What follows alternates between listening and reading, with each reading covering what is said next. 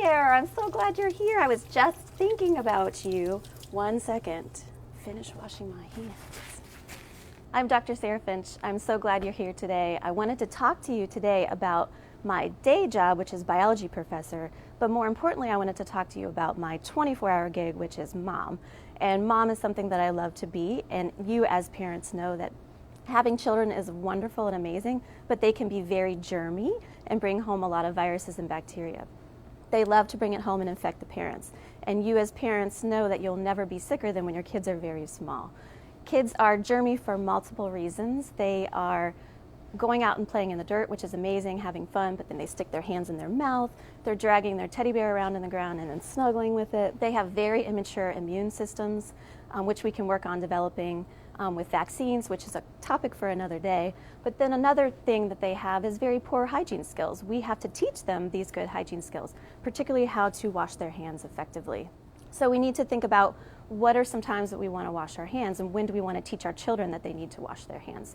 First, we think of when we're getting ready to prepare food is very important to wash our hands. Also when we're getting ready to eat, so thinking of your kids washing their hands before they eat.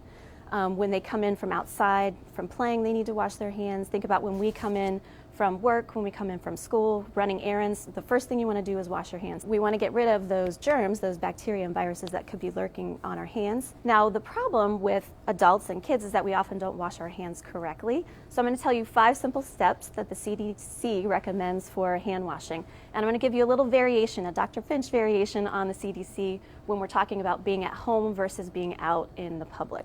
So I'm going to show you how we're going to do this. So first thing we want to do is make sure that we have clean running water. It doesn't matter if it's hot or cold. Hot might be a little bit more comfortable, but could dry out your hands. So we want to make sure that we rinse and wet our hands. Now this is where Dr. Finch version varies from CDC. So with CDC, they recommend that you turn off the water to save water while you're going to rinse and scrub your hands with the soap, which is great. And I do this when I'm at home because I know my house is clean, I've cleaned it. But when I'm out about in the public place, I'm gonna leave that on. So I'm gonna do that here. Then you're going to use your soap.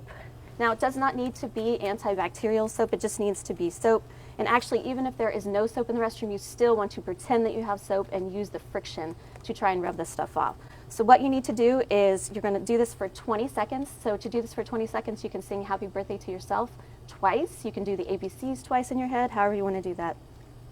What you want to focus on is the friction part of this, okay? So you're scrubbing your nails to get underneath your nails on your palms of your hands. You want to get in between your fingers. And you also want to focus on your wrist. People forget about the wrist up here, right? Again, think about shaking hands and where those germs might be going. So we want to do this for about 20 seconds. Then when I'm ready to rinse, again, holding your hand down so that all of those yucky germs are flowing off into the sink. And again, if you're at home, feel free to touch that handle, right, and turn that water off when you're done rinsing. But when you're out and about, good idea to grab a paper towel, dry your hands off a little bit, and turn that water off. And really important that you dry your hands thoroughly. So we want to make sure that we are drying and getting all of those water droplets off, because if I have wet hands and I go and touch something else, I'm more likely to pick up new germs, right, from something else. So we want to make sure we dry our hands really well. Air dryers are okay as well, but you got to be careful with air dryers because there's been evidence showing that if you don't wash your hands effectively and put your hands under an air dryer, then all those germs are flowing up into the air to infect other people. So it's best if you can use paper towels. If you don't have paper towels, again, air drying is okay, but make sure that you dry your hands effectively. So that's looking at hand washing. And again, if you want to teach your kids how to do this, there's a lot of fun ways to do this at home. You can actually take and put their hands into washable paint. So stick them into a shallow pan, put their hands into that washable paint, and then have them go to the sink and actually practice washing their hands. And you'll see, again, how good or bad they are at washing their hands and how long they need to actually scrub to get all of that paint off. So it's a great way to teach them at home how to do that. Another really fun thing that I like to do with my classes and what I've done with my kids is this glow germ stuff. So this glow germ stuff is actually clear, but it fluoresces under UV light. So you put this on their hands, they can't see it, and then they go wash their hands, what they think is an effective job of washing their hands. You put up the UV light to it and say, oh, look, there's still germs there. So then we have to go back and wash it off, and they have to continue washing until they get all those germs off. So that's really fun to do as well. This I wanted to talk about too. So hand sanitizers I think are really important to look at as well. So people claim that hand sanitizers are great, and they are in certain situations. So CDC and Dr. Finch recommend hand washing with soap and water if you can. Now, you would never walk past a sink to go to hand sanitizer, right? Because this is your best option. But if this is not available to you, hand sanitizer is definitely a good option. You want to make sure that your hand sanitizer has at least 60% alcohol to kill as many of those viruses and bacteria as possible.